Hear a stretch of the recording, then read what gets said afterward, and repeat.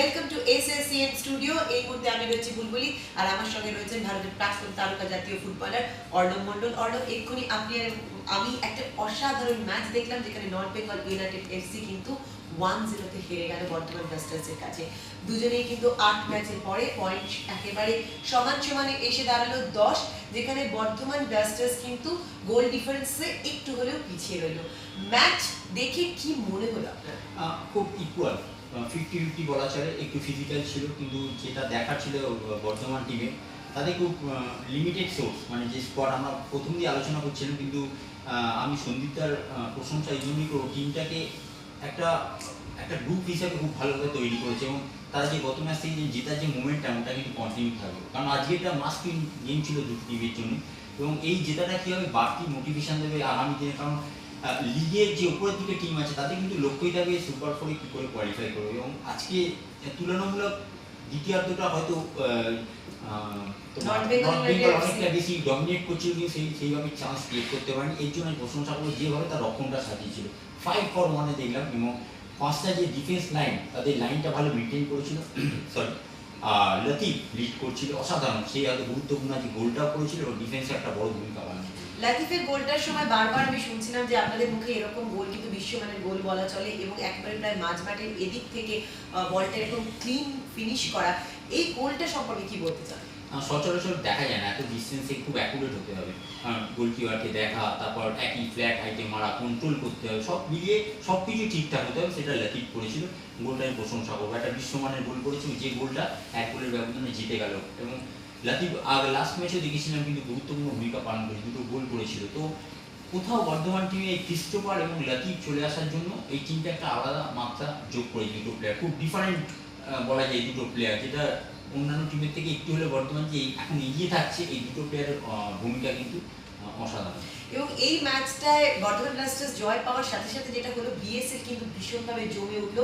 কারণ জাস্ট যখন 5-6 রাউন্ড চলছিল তখন মনে হচ্ছিল কোথাও বোধহয় আমরা সুপার 4 পেয়ে গেছি, বিএসএল বোধহয় কোথাও একটা ডিসাইডেড হয়ে যাচ্ছে। কিন্তু প্রত্যেক দিন বিএসএল এর পটভূমিকায় এত বেশি চেঞ্জেস আসছে, এফসি মেদিনীপুর যেভাবে উঠে আসছে কোচ জয়ন্ত সেনের তত্ত্বাবধানে, এবং সন্দীপ নন্দী যেভাবে মানে নিচে লাতিফ এবং ওপরে ক্রিস্টোফারকে রেখে দলের ব্যালেন্সটাকে এত সুন্দরভাবে মেনটেন করছেন, প্রত্যেক দিন মনে হচ্ছে কিন্তু নতুন নতুন ক্লাইম্যাক্স আসবে, তাই না? কি না, আর আমি যদি আমার লোকাল ছেলেদের কথা বলি, অরিজিৎ বিশ্বাস, যে সেটা আন্ডার 19 অসাধারণ ফুটবল খেলেছে, ভালো ওয়ার্ক রেট নিয়েছে, হয়তো এখন এক্সপিরিয়েন্স নেই কিন্তু রান করছে, পজিশনটা আর যত দিন যাবে এই জন্যই তো এই কোচগুলো তাদেরকে ইনস্ট্রাকশন দেবে দরকার, যে এগুলো ভবিষ্যতে আরও বেটার প্লেয়ার হয়। এবং গোলকিপার নবকুমার ঘোষ অসাধারণ একদম, কারণ তার কিছু সেট কিন্তু এটা ম্যাচে রেখেছিল বর্তমানকে। সেই যদি সেটগুলো না করতো, কারণ আমরা জানি সন্দীপদা কত ভালো, কত একটা বড় গোলকিপার, এতদিন দেশের জন্য সার্ভিস দিয়েছে, বহুদিন ভারতীয় ফুটবল খেলেছে। তো তার অধীনে এই গোলকিপাররা থাকে কি আরও বেশি, তাদের থেকে আরও বেশি ইনস্ট্রাকশন পাবে, আরও বেটার গোলকিপার হতে পারবে না ফিউচারে। আজকে নর্থ বেঙ্গল ইউনাইটেড এফসি কে কোথায় কোথায় মনে হলো যে কোথায় তারা ফিনিশ করতে পারলো? নর্থ বেঙ্গল যেটা আমি যেটা দেখেছিলাম, যে হয়তো আক্রমণে যাচ্ছে কিন্তু একটা প্লেয়ার যেটা অভাব বারংবার বলতো, এভেঞ্জার, তার ইঞ্জুরিটা কিন্তু একটা বড় এভেঞ্জার কি একদম। তার কারণ সেই মাঝমাঠটা অনেকটা বেশি ওয়ার্ক করতে পারে, এবং ছোটো ছোটো যে কাজটা আমরা যেমন জোটাকে দিয়ে আলোচনা হচ্ছিল যে হিসাবে, সে ক্রিয়েট করতে পারে। এভেঞ্জার কিন্তু এরকম একটা প্লেয়ার, মাঠের অনেকটা অংশ জুড়ে খেলতে পারে, ক্রিয়েট করতে পারে, নাম্বার 10 যেটাকে বলা হয়, সেই জিনিসটার অভাব বোধ করলেন। এবং বক্স স্ট্রাইকার একটা অভাব করলেন, ডেভিড অনেকগুলো সুযোগ পেয়েছিল, সেগুলো কনভার্ট করতে পারে না। একটা যদি বক্স স্ট্রাইকার থাকে এই নর্থ বেঙ্গল টিমে, তাহলে মনে হয় আর একটু ভালো হতো, যে বক্সটাকে হ্যান্ডেল করে নেবে। হয়তো তার মুভমেন্ট অতটা থাকবে না, কিন্তু ক্রিস্টোফারের মতন বলটাকে হোল্ড করা এবং ঠিক সময় প্লেস করা, তাই নয় কি? আসলে এই ম্যাচগুলো এত ডিফিকাল্ট এবং কঠিন হয়, কারণ যখন একটা টিম এক গোলে লিড নিয়ে নিচ্ছে, সেই লিডটাকে প্রোটেক্ট করার চেষ্টা করে, যার ফলে রক্ষণ লোক নামিয়ে নেয়, তার ফলে কিন্তু চান্স বেশি পাবে না। কিন্তু ভালো যদি একটা ভালো ক্লিনিক্যাল স্ট্রাইকার হয়, সেই একটা দুটো হাফ চান্সকে ফুল চান্সে কনভার্ট করে দিয়ে চলে যায়। সেটা নিজের স্ট্রাইকার থাকতো, তাহলে মনে হয় বিশ্বজিৎদার টিমে আর একটু বেটার হবে। এই বিএসএল এর টিম নিয়ে প্রত্যেক দিন আমরা যে ডিসকাস করছি, এবং প্রত্যেক দিন এত বেশি চেঞ্জেস হচ্ছে, এই বর্ধমান ব্লাস্টার্স এর এগেইনস্টে কিন্তু খেলতে হবে ওপরের দিক থেকে 2 নম্বর team Sundarban Bengal auto F C কে। 8 তারিখ তারা মুখোমুখি হবে। তখন কি মনে হয় যে সুন্দরবনকে আরো বেশি সতর্ক হয়ে খেলতে হতে পারে?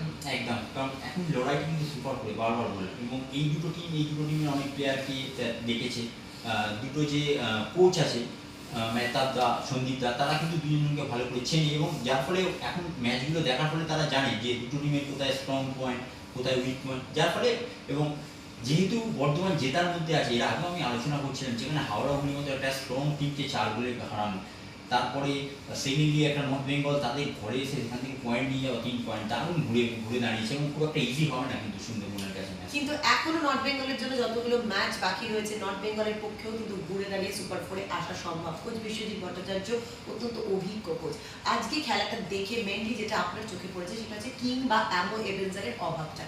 তো এই অভাবটা ঢেকে নর্থ বেঙ্গলকে যদি বিএসএল এর মুকুটের কাছাকাছি যেতে হয়, কি করতে হবে বা কাকে আনতে হবে, কোথায় চেঞ্জ করতে হবে? দেখো, এটা তো কোচের উপর ডিপেন্ড করবে না। আমি ফুল স্কোয়াডে জানি না যে কোচের হাতে যে বেঞ্চ স্ট্রেংথ আছে তাদের কোন পজিশনে কাকে খেলাতে পারবে, কারণ এখন অব্দি কোচকে যেটা দেখলাম, যে আমার যেটা মনে হয়েছে সেটা হচ্ছে যে এখন স্ট্রাইকার একটা অভাব, একটা পজিটিভ ভালো স্ট্রাইকার থাকে সে কিন্তু আরও টিমের জন্য আরও স্ট্রং আর শক্তি আক্রমণভাগটা শক্তিশালী করা দরকার। এখন বিশুদার হাতে যদি এরকম কোনো বিশুদার কাছে যদি কোনো বেঞ্চের স্ট্রেংথ থাকে, বিকল্প থাকে নিশ্চয়ই, এবং সেই দুটো ম্যাচ থেকে বা আজকের ম্যাচ থেকেও যেখানে তার লেগেছে যেগুলো আমাকে রেকটিফাই করতে হবে ট্রেনিং থেকে সেগুলো করবে। এবং এখন অব্দি আমি মনে করি যে নর্থ বেঙ্গল টিমে এখনও কিছু এমন প্লেয়ার আছে বা এমন পোটেনশিয়াল যে নাম আছে টিম স্পট, তারা অবশ্যই সুপার ফোরে কোয়ালিফাই করতে পারে।